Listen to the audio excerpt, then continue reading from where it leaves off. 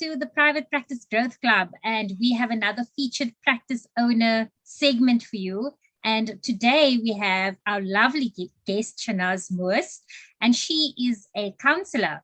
So welcome, Shenaaz, and thank you so much for joining me. Thank you. Assalamu alaikum. Taslim Shukran. Thanks for having me. Warning, I do talk a lot. So just I'm giving you the upfront, So those people who know me know that I am a chatterbox myself. So we will try our best to keep within the time limit so that we don't bore people. But I'm sure we won't bore people because you are a very fascinating lady. So shukran again so much for coming.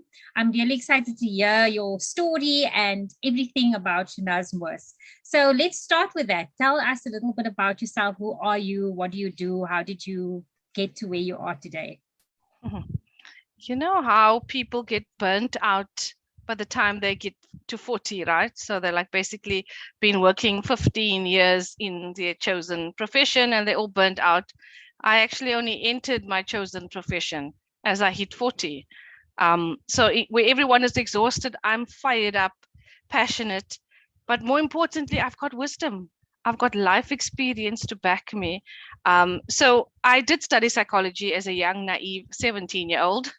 I was going to be a psychologist. That was my dream, my vision. And I'd never pictured being a parent or being married as a future. Was definitely not in my vision. And then, life happens and you do stuff and you don't get to where you need to be. So back then in the 90s, that's when I studied.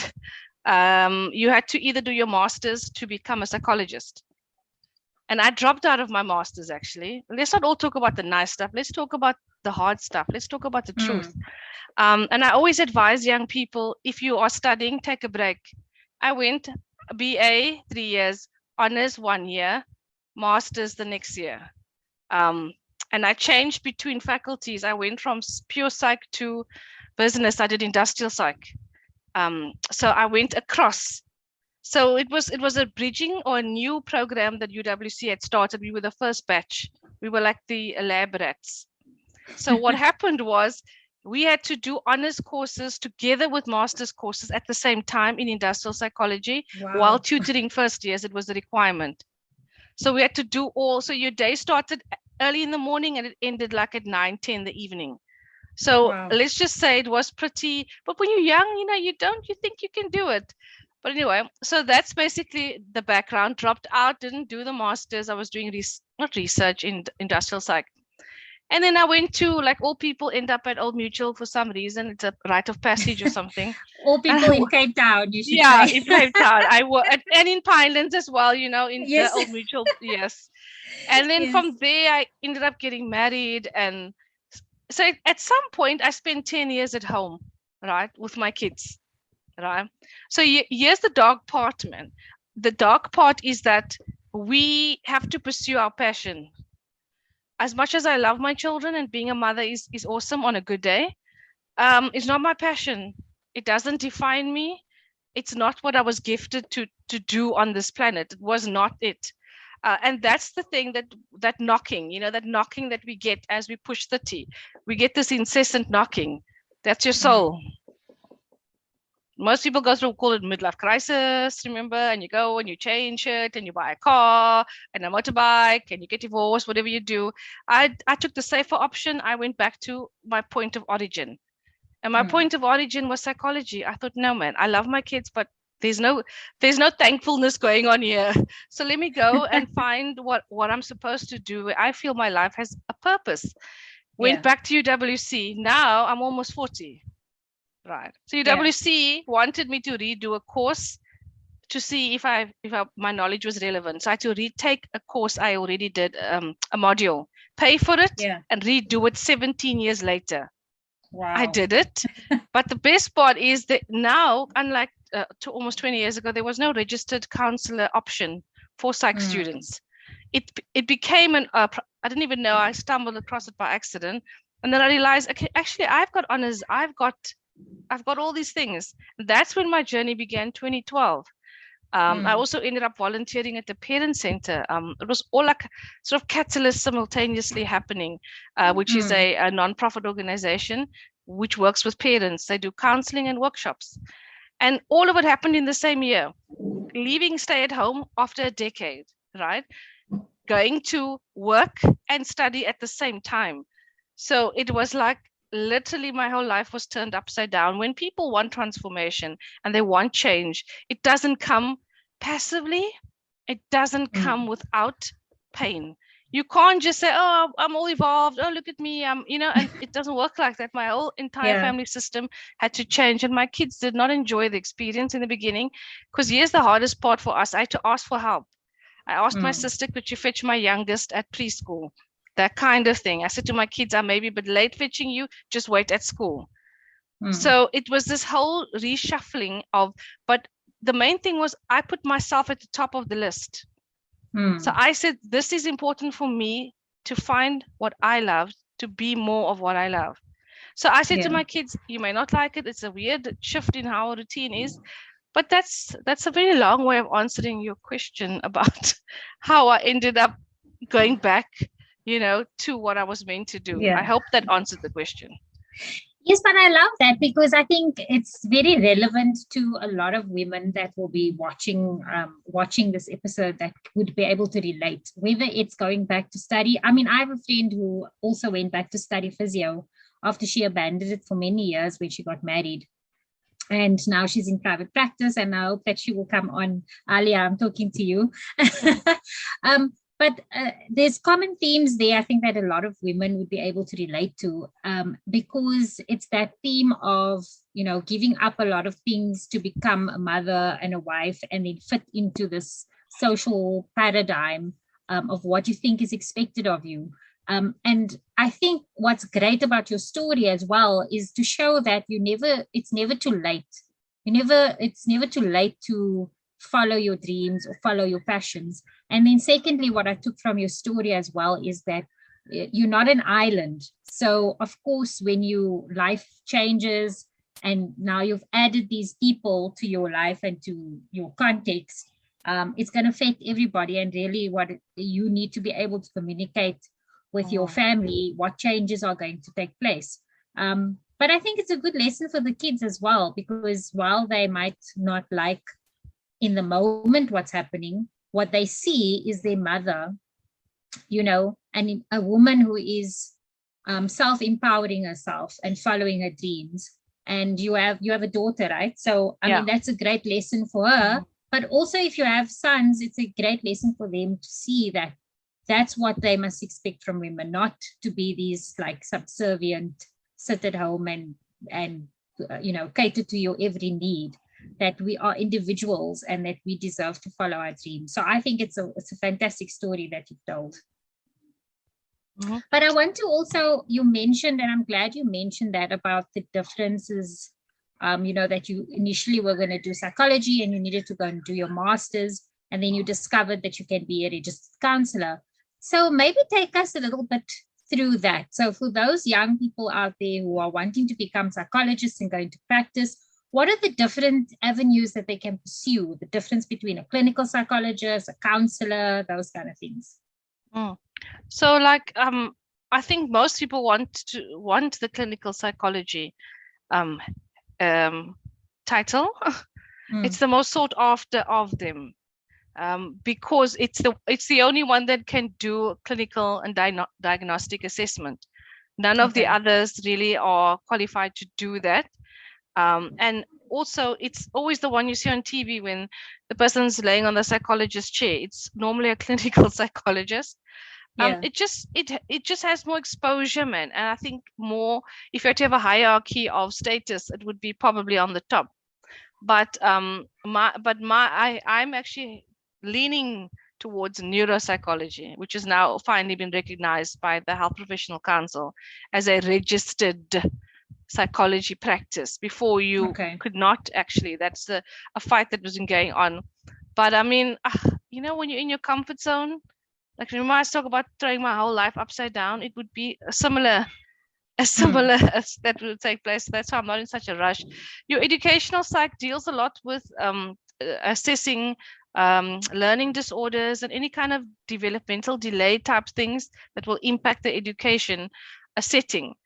Your counseling psychologist works a lot in your in your family community setting. It's Okay. also a research psychologist. That was the other thing I applied for. I think, you know what happened, to reflect back, I was 21 when I was going to do masters, and I got a bit terrified. I moved away from clinical because I was terrified to hold someone's mind and well-being. So I quickly turned either to research, which doesn't really involve that kind of responsibility, and industrial as well. It's more of a business setting. So I think 21-year-old me was just terrified, totally scared shitless, like, you cannot do this. Because at the end of the day, it doesn't matter how confident you appear, self-doubt is something we all struggle with. And our inner critic is either literally filling the stadium, or it's one lonely person who's come to the party. And I think the volume of our inner critical voice depends a lot on the amount of mental landscaping we've done, the amount of work we've put into our mind. So most people don't actually put any work into their mind. It's just, oh my God, hashtag gym body, beach body, whatever, makeup on fleek, all the external. Everyone is possessed. I don't want to say obsessed. It's too mild. Possessed, possessed, you think like demons and gets a bit hectic. I think people are possessed with the external, with putting every cent and every ounce of time they have to maximize how they look and how they are portrayed on social media. And then it leaves very little space, mental space or time or interest in the real work, which is on the inside. That's my thing always. If you're not working on the inside, you are not serving yourself. But I think it's quite important what you said there, that everybody struggles with self-doubt. And why I like that you said that is because there's also this fear, I think, that people have, that if you are in a particular space and, talking authoritatively around a specific topic, that there's this feeling that you need to be perfect at that thing. So just because you are a psychologist, for example, that doesn't mean you don't have mental health concerns or that you struggle with things. So if I, for example, talk a lot about productivity and share what I do and tips, that doesn't mean that I have it all together and I'm like the perfect productive person. It's because it's a journey and I'm sharing what works for me, and sometimes I'm going to fall off the wagon and it's not going to work. So I think it's great that you just also acknowledge that everybody, no matter who you are, is going to struggle with self-doubt. Even if you're like the best at something, I promise even the best athletes, probably Serena Williams and Venus Williams, probably also struggle with this self-doubt sometimes. It's just normal, because it's an indication of that you're actually doing something out of your comfort zone and that you are actually in a space of potential growth. And that's where the self-doubt really creeps in. So I wanted to touch on that a little bit around the image that's portrayed on social media. And of course, your chosen sort of area of expertise is around parenting, right? So, and conscious parenting. And being a parent yourself, do you sometimes feel that pressure that because you are parenting expert, so to speak, that you then need to be an expert in your own life at being a parent? I think those who've listened to me speak, come to a workshop or anything, or come to sessions with me, know I'm the first one to out myself as a parenting mess or a failure. And I don't think people would take advice from someone who walked around saying I'm an expert. We are all just on life's journey, on our parenting journey. And as our children evolve, I've got 2 adults now in my house, and my last one's a teen, 14. You grow. I have to grow because new challenges present to them and through them to me. So the space cannot be the same. So I never call myself a parenting expert. I just share what I know, the same way you mentioned about how you share what you've overcome. And I mean, the first workshop that I ever created, its nickname is the Angry Mommy Workshop, is actually not the name. It's called Emotionally Connecting to Your Child. I've run more than 12 times. And last year was the first year I ran it online, and where men were in part of it. And for me, it's like everything that I've learned, I've put in to that particular workshop. It's like the baby that I've birthed, my 4th child, because it actually, the journey that I took, birth order, love languages, everything I chose to examine, parenting styles within myself, is being put into a teachable format for other people to implement and not just, don't take my message the way I did. Take what I'm saying for you in a way that you can receive and implement. So that workshop is like my absolute favorite. But what happened was I didn't have the anger part in it, and I advertised it in 2014 and there was no interest. And then I realized, okay, what can grab people? And then I changed it and I made the last session anger management, because I was angry. But I didn't realize that I was angry, not because I was an angry mommy. I was angry because I was a perfectionist, which I only realized 3 or 4 workshops in. I listened to the language of the other people, and I just listened to Brené Brown's The Gifts of Imperfection, which talks about her journey as a perfectionist parent. And I heard myself, or saw myself through what they were saying, mirroring back to me, and I realized, oh my word, these are all perfectionists. And I found a way to give them a test that confirmed it. There, the workshop evolved to include perfectionism in that last session. Some guidelines as to what it looks like, what it does, and why you need to stop or manage it, because it hurts your close interpersonal relationships, your relationship with your partner, spouse, children, siblings. The people that matter to you suffer the most when you're a perfectionist. Yeah. So it sounds like the content of your workshop really evolved as you say, and also through running the workshop with other people, you obviously also learn to listen to what their concerns are and examine that further for the next cohort and the next cohort. But I want to speak a little bit about the workshops itself. So you've been doing these workshops for a very long time.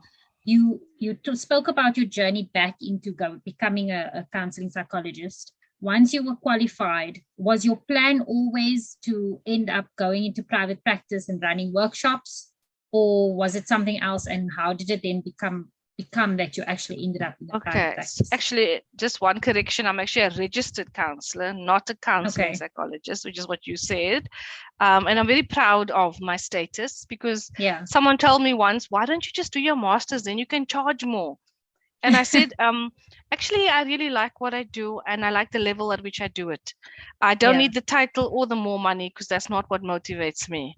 So the person actually had nothing to say after that. I think, you know what, but that just the fact that I got the title wrong actually goes to show, for the layperson, they actually don't know what the difference is, as long as you're going to provide the service, right? And we'll get into that later when it comes to like around the marketing and that. So even for me as a health professional in mental health, I don't know the difference between the titles. Like, to me, if you are a registered person with a health professions council, then you have a background to provide counseling, whatever, then that's all that matters to me. What is the problem that needs to be solved, and do you have the credentials to solve it? So it really just shows, like, it really doesn't, I think only those in the actual psychology space. And as you say, in the hierarchy, probably people who are high up in the hierarchy probably have an issue if people lower down in the hierarchy, if they feel a little bit like threatened by that. But otherwise, for the layperson, it really doesn't matter. So I don't think I answered your question about the private practice.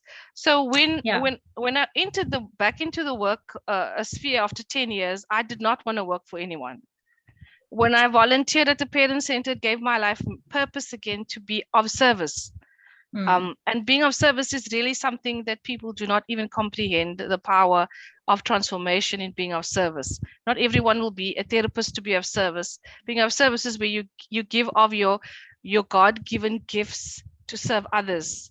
That's being of service. Doesn't matter what you do, as long as you don't waste what you were given. And I volunteered because I wanted to be of service. And in that, and I thought, let me just find out about the Registered Counsellor. All happened in the space of a month. And that's how I ended up at UWC, blah, blah. It happened really quickly. But I worked at the Parent Center, and they only see adults. They don't see children. And I had this intense burning passion to work with children. I opened my private practice to work with children.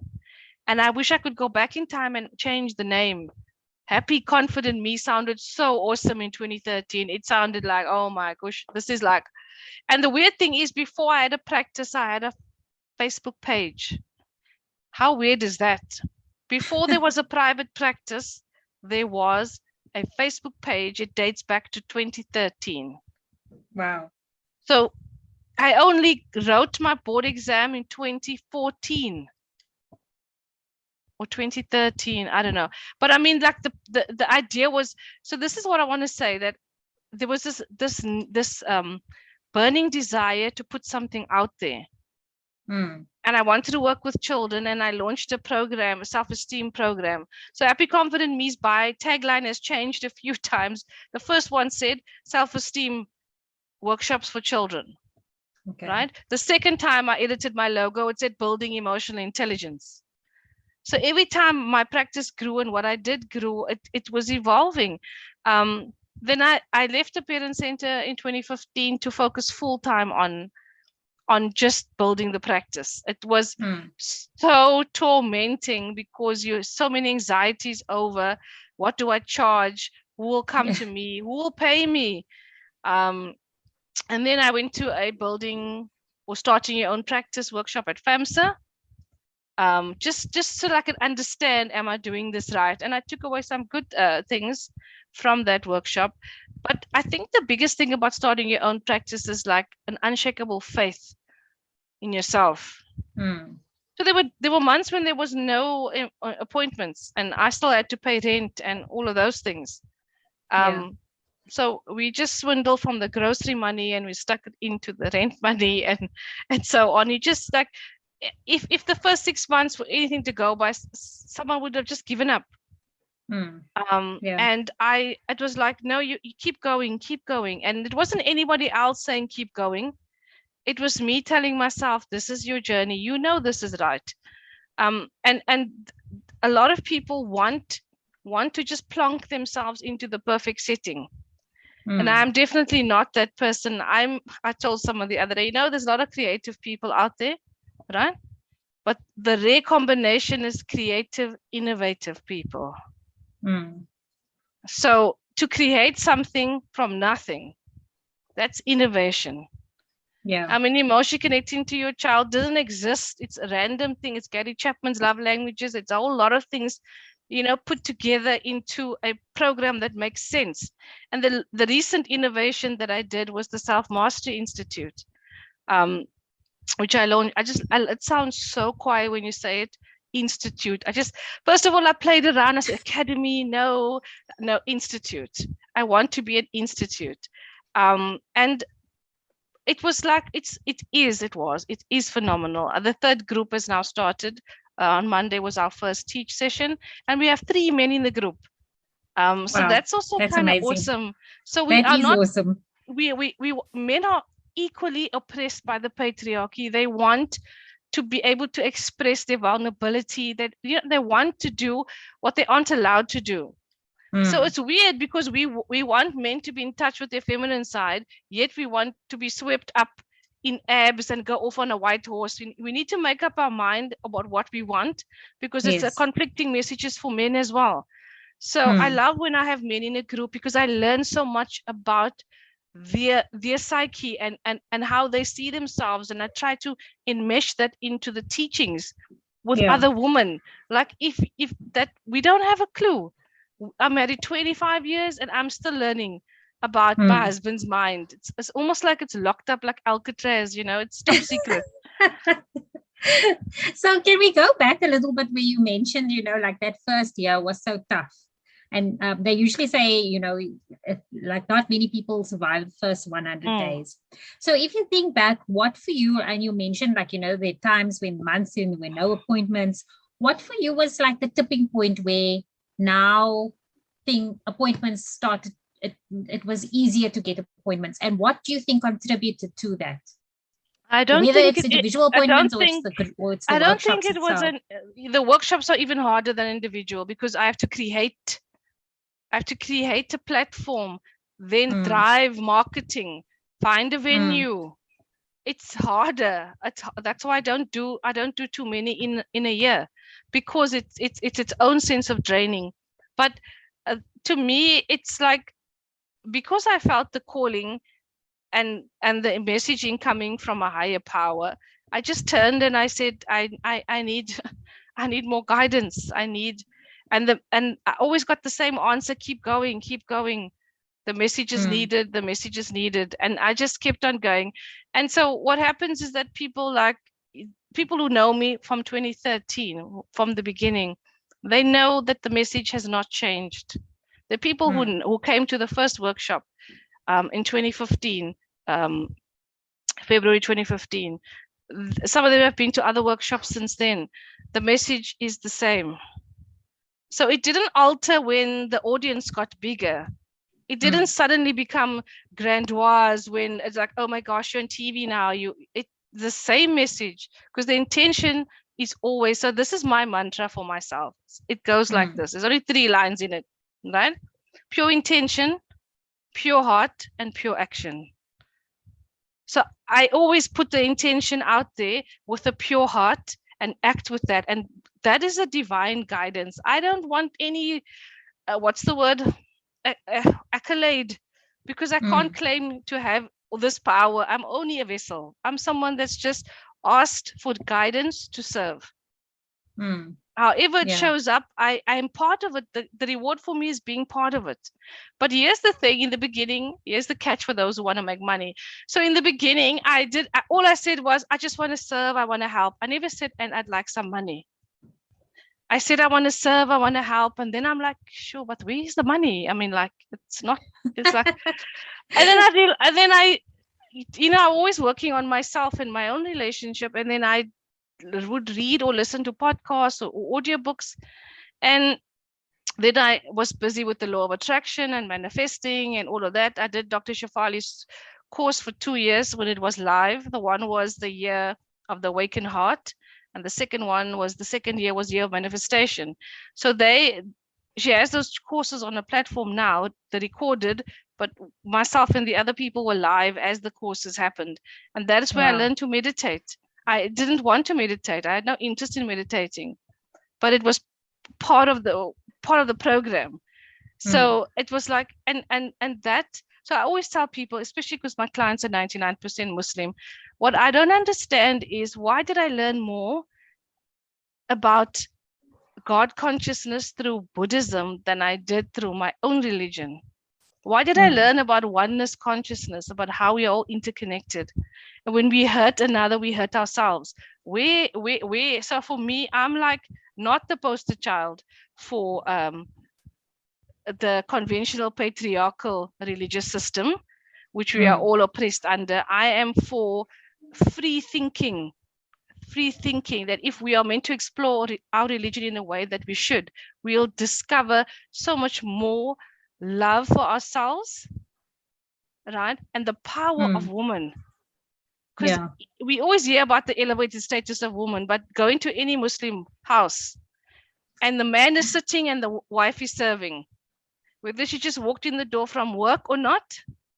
And I'm always trying, because here's an example. So for 3 nights, I've been busy. I taught Monday. I didn't cook. My son made supper. It was burgers or whatever, but it doesn't matter. Last night, I was in an online session with my first adolescent client online. It's very interesting. My daughter cooked, right? Yes, it was wings and chips in the oven. Doesn't matter. I was busy. This evening, I'm busy with you. Well, late afternoon now. There's no food. Am I a bad mother? No. Am I a bad wife? No. I'm just someone who the kids know how I value what I do. And no one will die if I don't cook a pot of food. So this is the bullshit that's been fed, man. Like, you must do it all. I had a client this morning talking about, oh my, she's so rushed and she must come home and she must cook and help her boys with homework. And I'm like, most of the clients who come are not single parents, but yet when they talk about their roles and what they must sounds fulfill, like they are. It sounds like they, and I'm like, ask for what you want. I'm all for asking, and I know it's hard if you don't have a assertive nature, which most women don't have, and your temperament may be a fearful type of anxious. You are not going to ask for anything. Even when you're falling over and need to just say help. And sometimes the simple thing of just getting women to ask for help is their therapy process, is their growth. Yeah. Or taking something off their plate. Like, actually, I don't need to do all of these things, because the need to please, man, the need for validation is the innate need we all have. And people will always withhold it from you to use you more. So when we realize that, you're never going to give it to me, hell no, let me stop the gravy train and let me throw all this gravy out here. We don't need this anymore. That in a self-empowered internal space for a woman, she is a fiery goddess. And she doesn't need to be loud about it. She just stands firmly in who she is. So that's the hardest thing, that you want to be, so women who become assertive and strong are just called bitches, and they're on a power trip and all negative connotations. Yes. And Dr. Shefali says in a book now, The Radical Awakening, that if a bitch means someone who speaks up for herself, then let's all be bitches.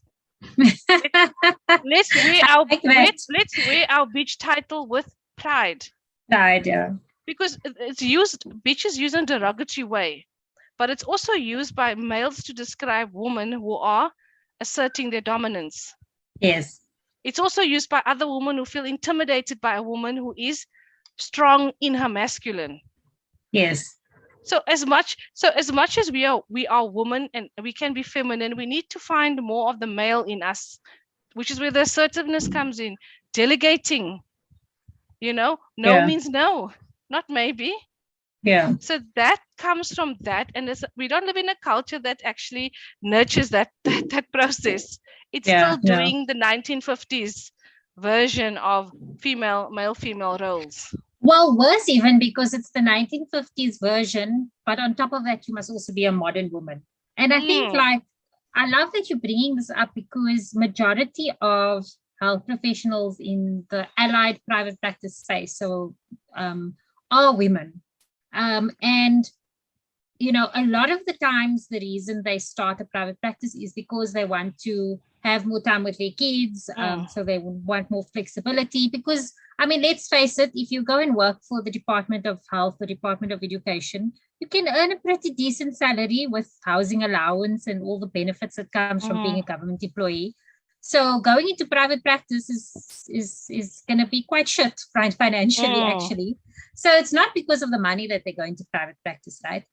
And yet, so they have to deal with, so a lot of what you're saying now is so very relevant, because what ends up happening is that a lot of women say, I don't have time to do the marketing. I don't have time to look at my finances. I don't have time to work on all the things that's required to work in your business, because they have to obviously see their patients. And then there's all the admin of that. And they don't have time to do all the other stuff, because they also have to be a full-time mother as well as being a business owner. And that is really where a lot of private practice owners, I find, are getting stuck in the growth of their business, because they're not able to allocate the time that is needed to actually work in their business as well as on their business. Or outsource. So what I did was, I absolutely love workshops, like you won't believe it, but the two things I hate are marketing and admin. So I was very happy to hand over a portion of my money to someone who wants to do that for me. So here's the thing about passion and purpose, that I realize in order for me to live my passion, I mustn't do things that drain my passion. Absolutely. And marketing and admin suck, and my business skills totally suck. So every year I try to do something that's going to grow my business strength. And I'm without support at the moment. I've gone through 3 different people in the last few years. And so to me, it's so crucial to find the right people. And as a recovered perfectionist, I cannot work with anyone. I need someone with an extremely high level of work ethic, the same kind of commitment and passion. So I'm passionate about what I do, but hell, you must be passionate about what you do. Don't come here with a slouchy admin vibe. Ugh, this is just so. No, I want someone. So yes, so as much as admin's not my passion, it must be yours. You must love it so much that you match my energy. My passion for what I do, I need you to have passion for what you do. And that's normally what makes our programs a success. The last person I worked, the second last person was Tasneem from Colab Trading Solutions. And she and I, she's still a perfectionist, not recovered, but she has that same, She has that same passion, and it merges together. And it was an amazing experience doing online together. We did more than one workshop together. So she handled all the admin. All I did was pitch up and speak. She would send the recordings, the notes, obviously I would send all of those things, but she liaised with, but her business has taken off so much that she's actually a pharmacist. That's her actual, who started a venue for training because she struggled to find one. So she made a venue, which is also like being innovative. Yes, and she trains pharmacy students and other whatever, but the venue is available. That's amazing. But I love what you're talking about with outsourcing. I mean, the problem I often have with health professionals is that, like let's take an admin, for example, in your practice, like something like billing. It's that, what is that saying about penny, pound? I know what you're talking. I don't know. Yeah. I know it, but I can't say it. Yes. So this is the problem that foolish. That I see. Yeah. Penny something. Penny wise, pound foolish. Yes. Yeah.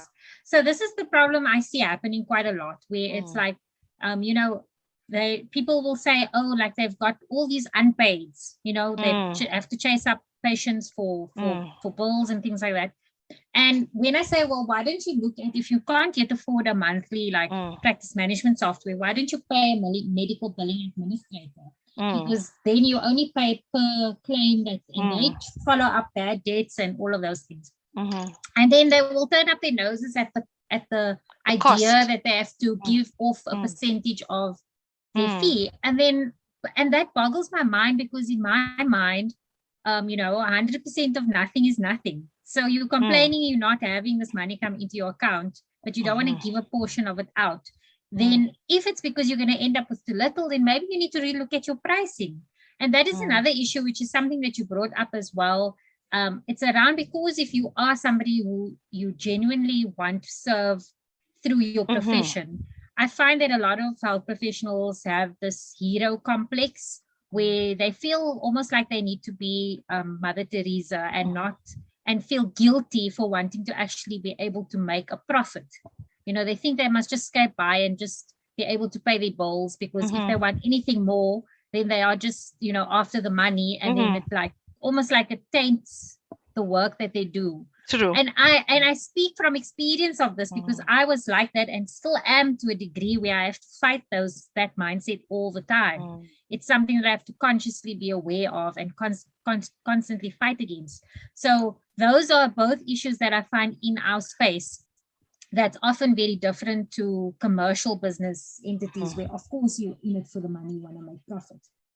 So I don't know if you find that experience, and if you have any advice for those other practitioners out there. The first thing that I did was decide to be not a medical aid claiming practice, because I'm still a one woman show, and it always makes me laugh when I get emails about people wanting to come intern by my organization. Then I laugh, because I am Happy Confident Me. There is no organization. You are the organization. I am it, one woman show. And it was really hard in the beginning, because people try to manipulate you and guilt you. Oh, I would really come to you if but I can't afford it, and that whole guilt and thing. And I mean, to me, like, guilt is like the worst emotion that you can use. And I normally get my guard up when people try to do that. And then I tell myself, actually, if that's how you feel, then you're not my people. Internally, not out loud. But I still get people. So I've been trying to do the PMB forms for discovery, but it's almost like being in an abusive relationship, man. Because like you submit, reject, change, submit, back forth. And I'm like, eventually, because the client is insisting that I submit it. And eventually I'm like, either you're coming or you're not coming. It's as simple as that. And I have contemplated every year or 2 to 3 years, I think about, maybe I should get a medical aid system. And then I go, no, this works for me. I don't have to fight for my money. And there's no time spent looking for money. And reconciling what the medical aid pay and what's still outstanding. And that is definitely not what my time, for me, time is the most valuable thing. And if I have extra time, I'm going to, just before I got on with you, I was actually in the pool. And I just wanted to wake up a little bit after I told you about my tablet mishap. So I was trying to shock my system a bit into waking up. But I think that your time is valuable, man. There's no way you can get that back. So what I do is I just directly charge. I'm registered with the Board of Health. Funders, so you can claim, you can fight for your money. Go ahead. I don't prioritize, because what happens is that the energy around fighting for money, right, creates you in the mindset of lack and scarcity. And I don't want to practice. I want to practice in abundance and love and joy. That's how I meet all my clients. Every workshop that I go to, I'm so excited and hyped, even if it's the 10th time I'm teaching it, because it's new people. So if I'm going to waste time fighting over money, and I've also had a Yoko machine since 2016, a year after they came out. So I have a card facility. So whether you have cash with you or not, you will pay. You must pay by card. And rates. So here's the hard thing. I realized last month when we started for the year that I haven't put up my rates in 2 years. And before that, it was also the same for 2 years.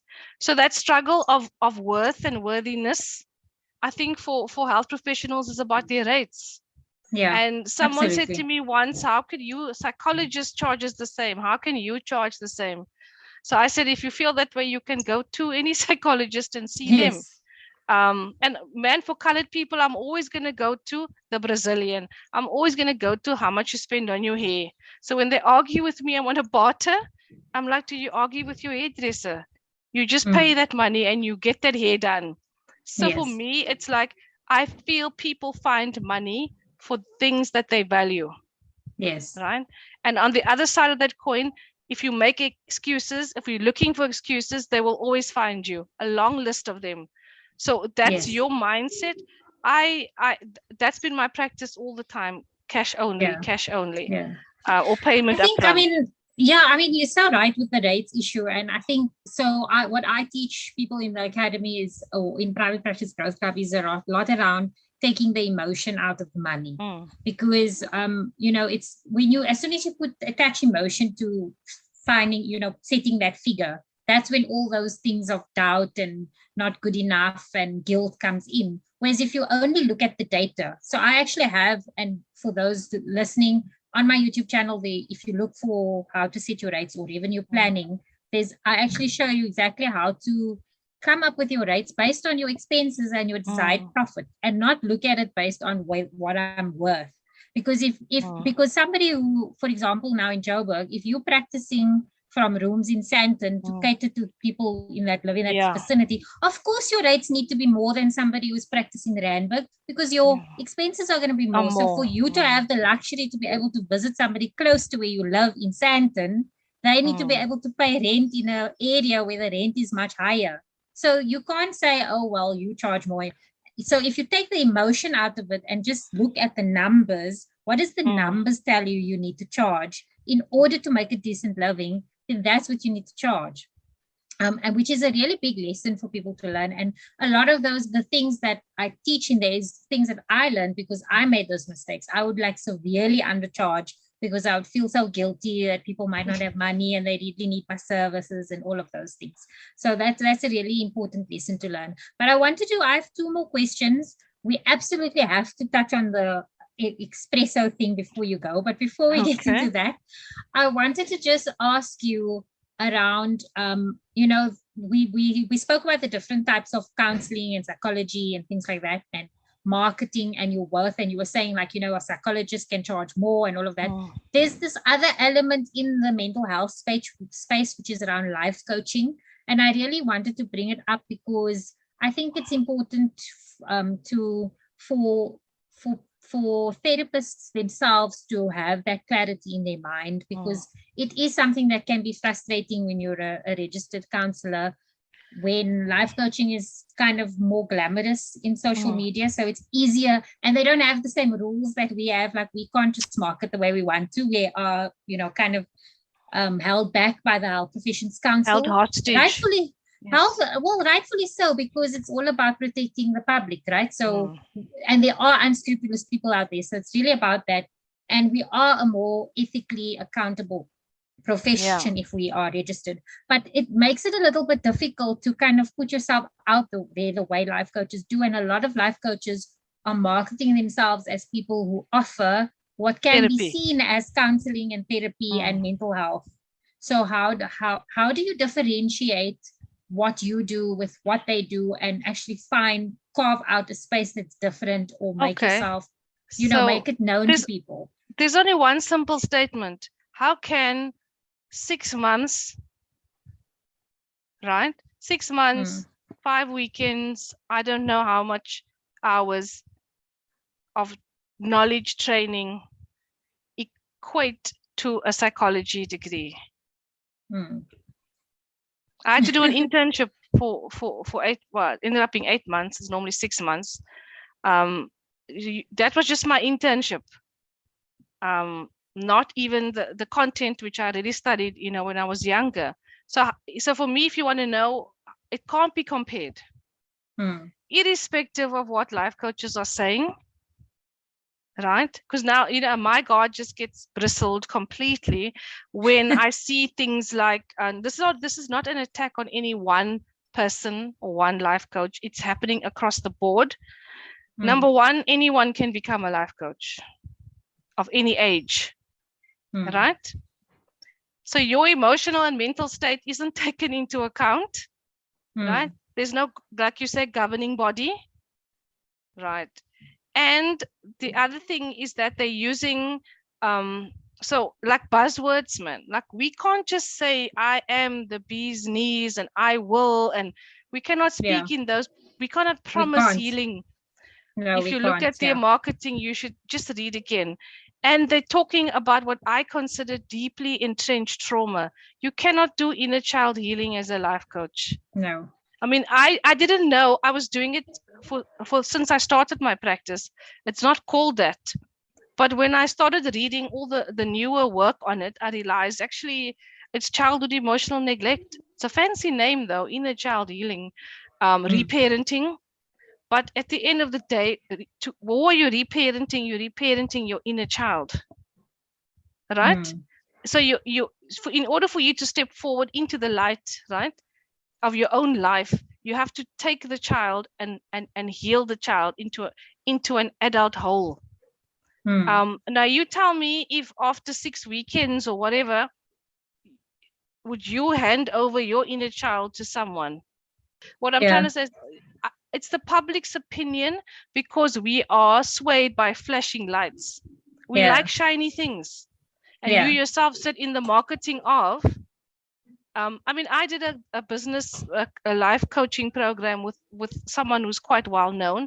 And literally it was the most money I ever spent in my life. And I spent it because I was having a bipolar relationship with money, because my practice wasn't thriving as it should. But it wasn't about the practice, it was about my relationship with money, which I worked on for 6 months. So that was money well spent. Right? So that for me is not something a psychologist would actually do for 6 months and take you through some kind of, everyone has their niche. I think that the lines have been blurred, but not from the psychology side. Yeah. Do you understand? The lines have been blurred, not from our side. We are quite, I am quite strong when I say a life coach is a life coach. But you'll see when they, even in their Instagram description, their bio, they'll put their wellness or life coach therapist. Yes. And when I think therapist, I think psychology. And the thing, the closest to a psychologist is a registered counselor, which is one level before. Yes. So I can't, it's not my job to educate the public, but I have clients who've been to life coaches and to no avail, or short-term release for a deeply entrenched issue. Yeah. So the thing is that they have a purpose. They are important. They need, it's just that it's like someone took the boundary away and they're all like toddlers running around in the bigger kids play area. because no one is watching. So yeah. I hear what you're saying, but my concern is that, like you're saying, even though you know that what the difference is, there are many people who would rather go to a life coach than a counselor or a psychologist or somebody who has the label therapist. So even as an occupational therapist in mental health, and I don't do any deep cognitive work or anything like that, that's not in my scope, but still I have that therapist attached to my name.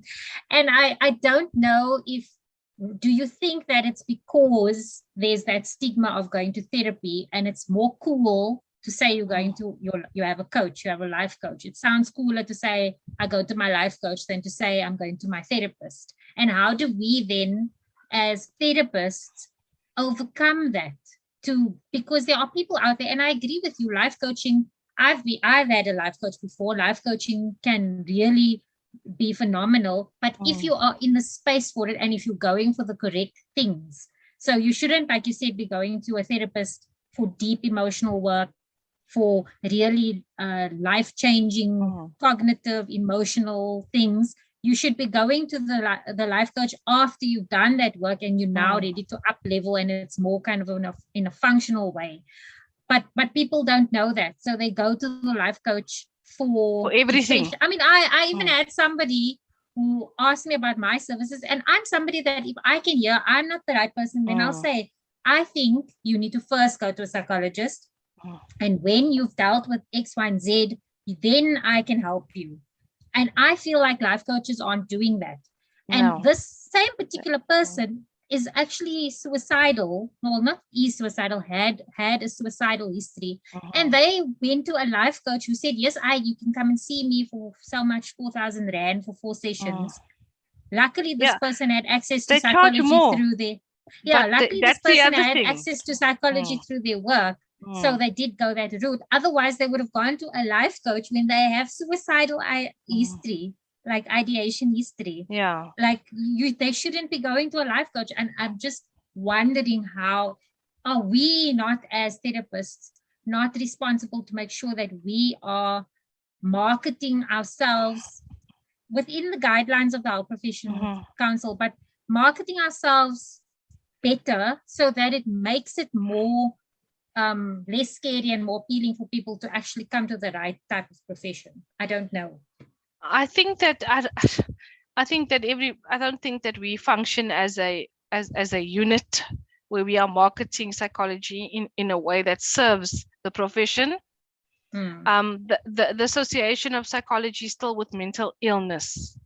There's a very big difference between mental health and wellness and mental illness. So when on my website always and everywhere, my thing says that for me, coming to me is emotional support. And who doesn't need emotional support? Emotional support, yeah. Emotional support, listening without judgment. And the thing with, we cannot tell people what to do. We are bound by that ethical guidelines. Yet life coaches distinctly tell people, leave your husband, leave your job. Because people want to hand over the responsibility of decision making to someone else. Do you know what I'm trying to say? So I just think, and in terms of my focus is always like, just stay in your lane. Create sparkles in your lane, light the way. Let your lane be so bright others can see you from far. So that's always been and I only see 3 people a day. I don't work every day. So I always tell the clients who come to me, you know what, that you coming here is actually a very sacred, divine event, because we both have asked for guidance. I'm asking for those to be guided to me, and you are asking to be guided to be guided or helped with something you're struggling with. When the two are aligned, it's not by me and it's not by the other human, it's by divinity. So these things are put together on a level above human form. So when the people come to me, they already have, for me, sacredness. And there are literally, I did this one day. I Googled southern suburbs or wherever I live, and I looked for the amount of psychologists, Muslims. You don't believe the pages and pages, and I'm like, holy moly. So that just proved to me that the people who end up, it is divinely guided. And I'm also not for everyone. There's some people who are so, ugly word, repulsed, revolted, or just that I'm not their person. They never return. But I'm also not that I'm like telling you upfront, I think this is going to be a lot of work, but you've just told me. And I give them tests from day one. Fill this out. Let me see if I'm right. Fill this out. And I tell them what that work entails. And for a lot of people, they're terrified. They did not come. I'm trying to tone it back a bit, but I'm so excited when I hear their language and I know, oh my word, I hear perfectionism, I hear emotional neglect, and I tell them up front, like, what you have is obviously so long with you that it seems like you. And that people either want to take that first step and do more and know more, or they're terrified and they're not ready. Yeah. And life coaching makes it easy to say you're working on yourself. Because it's also glamorous. If you just look at the marketing, if you go to the page of any life coach, what is on almost everything? All their branding includes what? Themselves. Okay, yeah. A fabulous photo shoots. Yeah. So I think we need some of their stuff. We need to learn how to market and brand ourselves the way they get taught. Yeah. Yeah. Do you know what I'm trying to say? Yeah, because no, I know what you're saying. Psychologists are standing with their hands out there. You know, anybody lose change. And the way they stand, you know, they stand high, head high, you know, and people flock to them. Yes, yeah. It's all about the energy. Yeah. Us in our little begging energy, please, you know. I don't beg anymore. I just sit back and I wait. Yeah. And if you come, you come. If you don't, you don't. I trust. That's the thing, the trust part. Yeah. But I think a lot of what I like what you say also about you are not for everyone. And I think people need to come to terms with that. Like especially again, because we are professionals, we want to help everyone. We want to be liked by everyone. And you have to understand that you are not for everyone. And this is one of the things I also talk a lot about, is that finding your niche and finding the thing that the part within your profession. There's so many things you can do. Like as an OT, for example, you can be in peds, and within that you can be in so many different aspects. Like, and then a lot of therapists will start a practice and then they say they do everything. Like, what is it that, like, what is that area that you've chosen a very specific niche? And it's this, and like even and what I always try and say is, just because you've niched down, that doesn't mean that if somebody, like if I specify that I have an interest in adult and teen ADHD, that doesn't mean if somebody comes to me and they have autism or some other thing like cerebral palsy or a learning difficulty, I must turn you away. And the funny thing is, even though I've specified ADHD, I've had people in my DM say, do you only work with ADHD? Because they're drawn more to because you have more confidence in focusing on one area, rather than trying to be everything to everyone. We say, if you are, I think it was, what was his name? Seth Godin, that says, if you are everything to everyone, then you are nothing to no one. You know, so I think that's an important lesson from what you've said, and also just from looking at how you've done things. But you've mentioned about, and this, I think we just to end off now, it's a good way to kind of round it off. You mentioned about being in your lane and kind of sparkling in your lane. So we have to bring out the whole espresso thing, because I've watched your espresso interviews. They're so interesting. I'm sure like people who watch get so much out of it. But how did that come about? And what was it like? I mean, not everybody feels that they can put themselves out there like that. Like, I mean, most people, when I ask them to come onto a recorded thing where it's just the two of us talking, then they're petrified. But yet you go out there and go and put yourself on like television. So how did that come about, and what was the experience like putting yourself out there like that? Well, I was a very surprised and taken aback. I was discovered through one of my blogs. In 2016, I wrote a blog, why can't they just be friends or something? It was about sibling rivalry. I was writing about my own experience with my kids, and we had just gotten a second cat. And the sibling rivalry was playing out, and it was that kind of thing. And the topic was sibling rivalry. So when I wrote that in 2016, there was no purpose other than just to share a message, to help other people who are struggling with that. And so go back to my mantra, which I didn't even have in 2016, which I now have, about pure intention. Pure intention, pure heart, and pure action. That is what I live by. Anything that doesn't feel pure or for the right reason, I don't get involved. So I went on Expresso as a one-time guest. Right.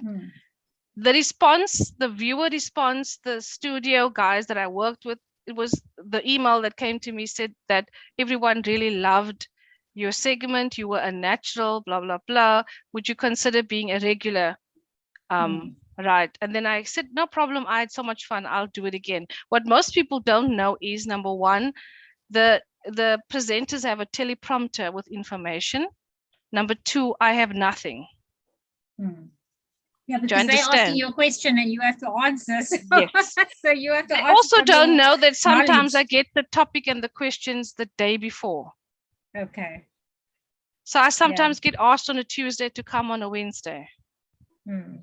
And I also don't say yes, because in Ramadan and other times when things were, for me, a clash of my values, I said, that's the time we eat or pray in the morning. I won't be able to. I said, no. So it's also about not being defined. And they made me the parenting expert. I never referred to myself as that. And ironically, it was the time I was moving away from parenting towards the self-mastery. Because all my workshops I'd been developing was working on the self. I had a self-esteem series, boundaries workshop, all these workshops about personal development. I still did conscious parenting. That's my roots. But and you won't believe me, every time I'm on the show, when I leave, I get people asking me, do you have a contact? People like literally I don't know or wouldn't normally give me the time of day. All of a sudden wanting to be messaging you. And the thing is, I did not have a contact. I don't have influence, right? All I do is show up as myself, show up with my passion and speak my truth. And for you to do those three things for yourself, your path will unfold. And if you keep doing it, the sparkle happens. And once in a while, I look to the left or the right, and I'm like, "Oh shit! Look what she's doing! Oh my god, that looks so cool!" Then I don't know. And the other thing is that in 2015-16, I was using terminology people weren't even aware of. I started speaking about consciousness and authenticity long before it became the buzzwords. Instagram. My Facebook posts attest to. If you go back, you'll actually see. The stuff I was talking about wasn't public knowledge. Ego, shadow, dark self, inner worlds, those things were not normal terminology. Then I said a year before self-mastery, or when I said, just watch, a year from now, the next buzzword will be, guess what? Self-mastery. Self-mastery. A few days ago, a life coach posted about self-mastery program. And I thought, there we go. So here's the thing. My ego is always fighting because this is my inner child's need. Everyone needs to figure it out so you can stop being controlled by your emotion. It wants affirmation, which is my love language. It wants acknowledgement. Right. When I see something like that, I know my ego is triggered. Why? Yes, I may have been the first one, but I don't own it. It doesn't belong to me. I just created a path for others. I lit the way for it to be seen. But the people who've been on my programs know if it's anything that's been created by or started by me, no one else does it like me. They do it like them. Yes. So I have people who've come to almost every single program I've done, in person and online. Yeah. I call them the diehards. Like I'll say, aren't you sick of me? They're like, no, we always learn. And you know what I'm trying to say? So in that Rizik is for everyone is not just a statement. It's a inner truth. Yeah. Because that's where the trust comes in. I'm so glad you bring that up, because this is something that I always get on my soapbox about, because within the health profession space, there's a lot of anti-competitive behavior. So like where OTs against OTs, physios against physios, where if I'm starting my practice and you have a practice in the same area, then what I'm seeing, and it's not spoken about, is there's almost sabotage that happens, or I don't want you to come and approach the school, even though I don't own the school. I'm just practicing there because you're going to take away my patients. And it's that scarcity thinking that another practice is going to open and that's going to make my take away from my Rizik, essentially. So it's something that is a problem. And I mean, like, I've had the same experience with Private Practice Growth Club. So before the Private Practice Growth Club, there were like courses here and there on starting a practice, but it was like, you know, like a 2-hour thing there, random, and a webinar there, and a workshop here. The Private Practice Growth Club was the first of its kind, where I created an online community of sharing knowledge and freely serving from my knowledge, and then creating courses in that for those who want to do the deeper work. And suddenly, when Private Practice Growth Club kind of took off and people started knowing me and the courses and that, now there's lots more going. And I could have taken it. Yes, but the thing is, like you said, of course the ego comes into place, but I had to remind myself, it's exactly like you said. What I had done was just open the path and make them see that there was this need that wasn't being fulfilled. And now there are going to be other people who are going to do the same courses. And you know what? The thing is, like, when instead of me then putting up that wall of saying, oh, well, you're copying me and then going into this hyper competitive mode, I actually reach out and say, let's collaborate. I will even come and teach in your course.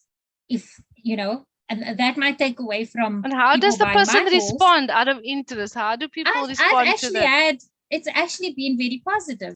But you know what? For me, they can't, as you said, do what you do. They offer something different, and I am not for everyone. So the people who come to me, those are my people, and all the people who don't get what they need from there will get what they get from me. But thank you, Shukran, so much. It's really interesting talking to you, and I think we could probably end up talking for a whole nother hour still about all kinds of things. It's very fascinating, and I will put everything in the description box below. Okay. No problem. Okay.